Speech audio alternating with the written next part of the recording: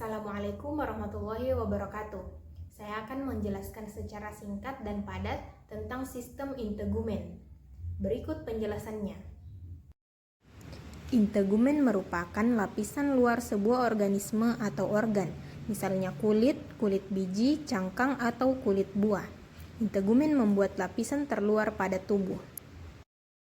Integumen terdiri atas 3 bagian, yaitu epidermis, dermis, dan jaringan subkutaneus. Epidermis terdiri atas lapisan epitel pipi berlapis. Unsur utamanya adalah sel-sel tanduk atau keratinosit dan sel melanosit. Kemudian dermis terdiri atas stratum papilar dan stratum reticularis. Jaringan subkutaneus mengandung sejumlah sel lemak. Yang pertama yaitu epidermis, yang terdiri atas lapisan stratum basal, lapisan stratum spinosum, lapisan stratum granulosum, lapisan stratum lucidum, dan lapisan stratum corneum. Mari kita ulas satu persatu. Kita awali dengan stratum basal. Lapisan basal atau germinativum disebut stratum basal karena sel-selnya terletak di bagian basal. Stratum germinativum menggantikan sel-sel di atasnya dan merupakan sel-sel induk. Yang kedua yaitu lapisan stratum spinosum. Lapisan ini merupakan lapisan yang paling tebal dan dapat mencapai 0,2 mm, terdiri dari 5 sampai 8 lapisan. Selanjutnya yang ketiga yaitu lapisan stratum granulosum. Stratum ini terdiri dari sel-sel pipih seperti kumparan. Sel-sel tersebut hanya terdapat 2-3 lapisan yang sejajar dengan permukaan kulit. Yang keempat yaitu lapisan stratum lucidum. Lapisan ini langsung di bawah lapisan corneum. Terdapat sel-sel gepeng tanpa inti dengan protoplasma. Dan yang terakhir yaitu lapisan stratum corneum. Stratum corneum memiliki sel yang sudah mati, tidak mempunyai inti sel dan mengandung zat kertain. Lapisan integumen yang kedua adalah dermis. Dermis merupakan lapisan di bawah epidermis. Pada dermis terdiri atas 2 lapisan, yaitu lapisan atas pars papilaris dan lapisan bawah pars reticularis. Kedua lapisan tersebut terdiri dari serabut kolagen, serabut elastis, dan serabut reticularis. Lapisan stratum papilaris merupakan bagian atas dermis, mengandung papila dermis. Terdapat pembuluh darah kapiler dan korpus Meissner. Terdapat fibroblast, sel mas, makrofag, dan leukosit yang keluar dari pembuluh.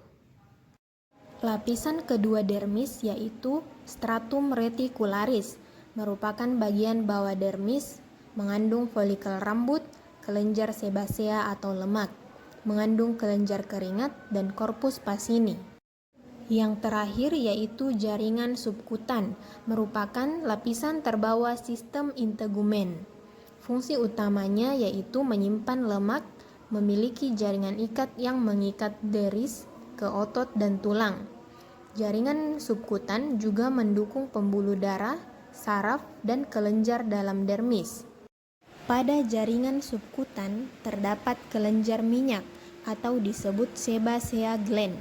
Kelenjar keringat dan minyak berfungsi melembabkan kulit, mencegah kulit kering, dan mengeluarkan pelumas dan lemak. Pada jaringan subkutan juga terdapat kelenjar keringat atau apokrin. Apokrin ini menghasilkan keringat yang mengandung lemak, terutama terletak di ketiak dan sekitar alat kelamin. Aktivitas kelenjar menghasilkan bau karena bakteri memecah komponen kelenjar apokrin. Selanjutnya yaitu kelenjar keringat atau ekrin.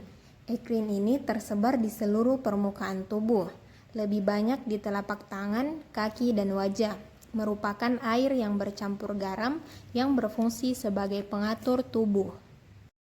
Selanjutnya kita membahas fungsi kulit. Yang pertama yaitu fungsi sekresi. menjaga bagian dalam tubuh dari gangguan fisik dan kimiawi, misalnya sengatan UV, kuman, bakteri, lisol, karbol, infeksi, dan lain-lain. Karena bantalan lemak tebal, tebal lapisan kulit, dan serabut jaringan. Fungsi kulit yang kedua yaitu fungsi absorpsi. Kulit sehat tidak mudah menyerap air. Kulit sehat tidak mudah menyerap larutan dan benda padat. Permeabilitas kulit terhadap O2, CO2, dan uap air. Kulit mengambil bagian pada fungsi respirasi. Fungsi kulit yang ketiga yaitu fungsi ekskresi.